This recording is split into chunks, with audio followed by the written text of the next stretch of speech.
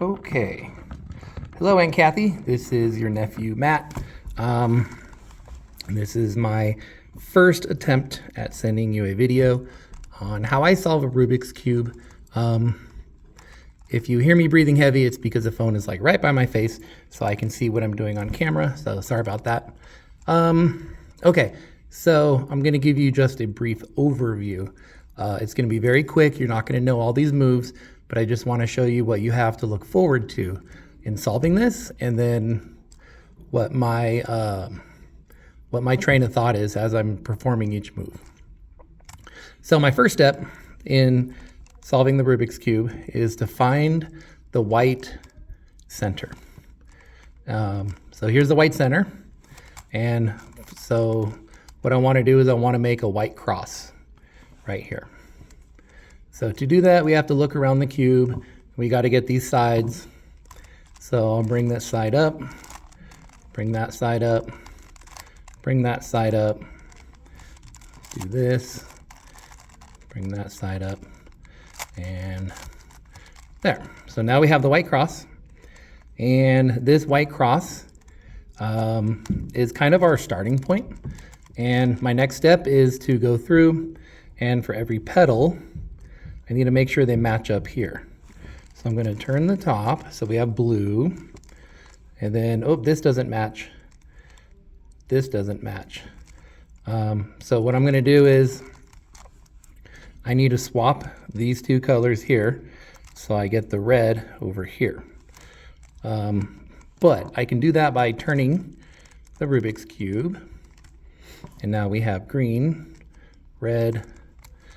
These two need to be switched. See here in the middle, blue, red, and orange. So I have a move that switches these two, and it goes like this. And now the blue matches, and the orange, and the green, and the red.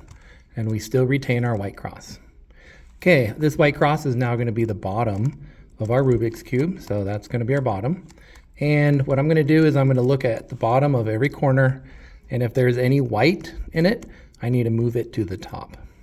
So that move right there moved this block from here down here. Rotate the cube. This one doesn't have any white. Rotate the cube. This doesn't have any white. Rotate the cube. This has white because it's here. So I'm going to do a move and move it up here. And by this time, I should have all the top corner pieces should have white. White, white, white, and white. Okay, so I know you're like, wait, what is he talking about? Just follow me and go with it. Okay, so the next part is green and orange. So I need to look for a green and orange, and that will be here, green, orange, and white. And this move is going to swap these two until it ends up down here. So it's right here, and this fits because it's white, orange, and green. And then we're going to go to the next corner. I'm looking for red and green. So I rotate the top, find red and green. I do that move. It's right here. It fits red, green, white. Rotate the cube, blue, red. So I find the blue, red on the top. There's my blue and red. And I do that move. Sometimes you can do the move more than once. And then you just kind of cycle through. But I'm going to show you these moves one at a time, one move per video, and I'll really go slow, so don't worry. Okay, so we have that. Orange and blue. Here's orange and blue here. So drop that one in there. And now, since we've retained our white, we have a full white bottom. And if you look on the bottom row here, we have nothing but orange, blue, red, and green. So we've done the entire bottom layer like a cake. Okay, the next step is solving this layer of cake is we need to do the second layer. To do that, we got to find these corner pieces here. And they're often up here. So for example, we have to look at the two middles, and the two middles are red and green. So I'm looking for the red and green here. How do we get this piece here? Well, there's a move, and I'll show you this in a later video. You move it to the side. You do that algorithm left-handed, turn it right-handed, and it goes in right here. So we move on to the next piece here. It needs to be blue and red. So I look on the top for a blue and red. I don't see one. We'll have to come back to that one. What about, let's try this one here. Green and orange. So we have a green and orange one here.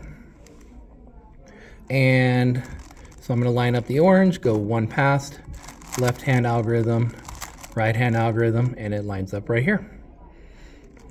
And so we almost are done. Let's see here. This is blue, red. Nope. What about orange and blue?